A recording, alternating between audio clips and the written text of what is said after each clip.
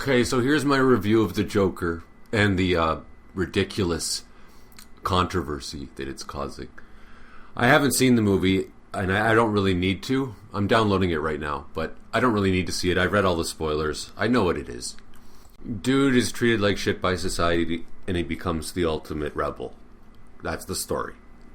I had very little interest in this movie when I saw the trailers. I still have somewhat little interest in it. I don't even know if I'll watch it without fast forwarding through shit. It might be great. I don't know yet. Depends on, obviously, if it's filmed well, and the story, the little details of the story are good. I'm guessing it's like a 7 out of 10.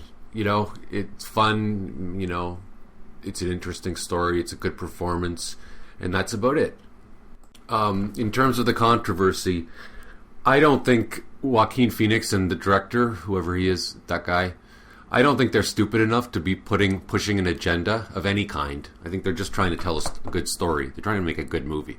So all the controversy people can just, they're just so full of shit. And they're just threatened. They're just threatened by any movie that does something unique or dares to go in certain directions. And I'm positive that A Clockwork Orange was way more shocking and pushed boundaries a lot further than this thing does. I doubt this thing pushes any boundaries, really. This thing would have been a hit no matter what, because everything Joaquin Phoenix does turns to gold. Everybody loves him, and I don't understand why. I just see him playing himself all the time. I'm just going to see Joaquin Phoenix wearing Joker makeup. That's all I'm going to see. I just think he's going to be playing himself. I've seen the previews. It's not like Heath Ledger, where he actually changed his voice and stuff.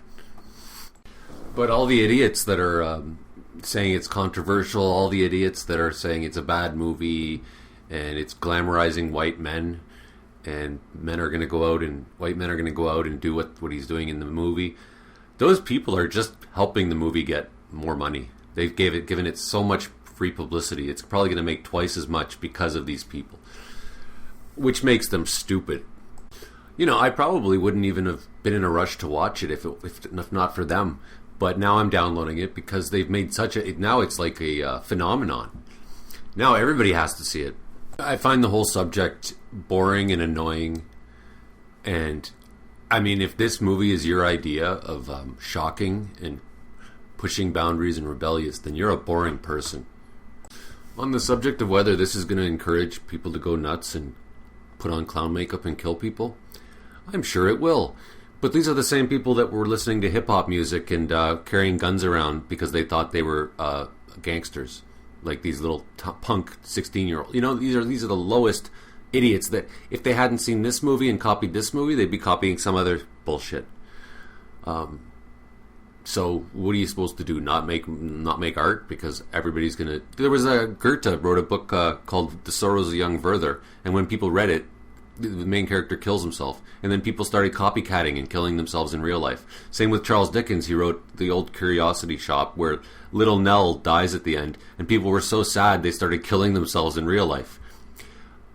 These are just idiots. Or they're mentally ill, but, I mean, who cares whether they kill you with a clown makeup on, or whether they're dressed up like Alex from A Clockwork Orange, or whether they're dressed up like 50 Cent. All that matters is they're going to kill you.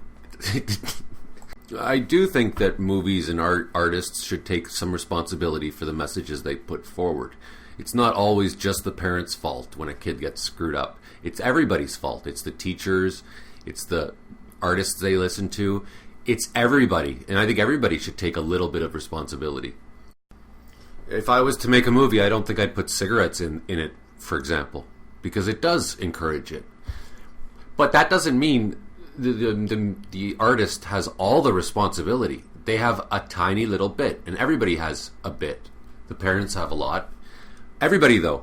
Marilyn Manson, you know, he is responsible for acting like a complete asshole and having a negative influence on kids, or he used to. Now he's nothing. He's really nothing. Or rappers, they're responsible for glorifying murder and pimping out hoes. Beer commercials are responsible for glamorizing alcohol and saying, "Oh, don't worry, there's no such thing as a hangover. Life is just a big party, and if you drink beer, all the girls are going to like you." And I'm like, what about Breaking Bad? I mean, that glamorized to a degree. The criminal life. It's a great show. That's all that really matters. But if you want to go after the Joker, go after Breaking Bad. I mean, holy shit.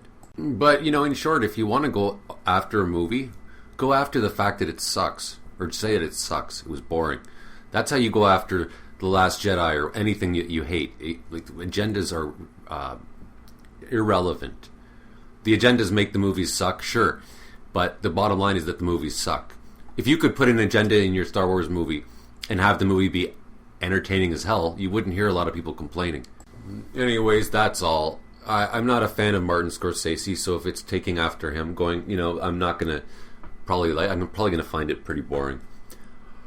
I expect it to be all right, and this stupid subject. I'm just making my opinions on this stupid subject known. It's a boring subject. Just reminds me how boring everybody is. If you like gays, click like. If you like blacks, comment. If you like women, click notification bell. If you like gay women, subscribe. And if you like gay black women, Patreon, Human Warnings, give me money.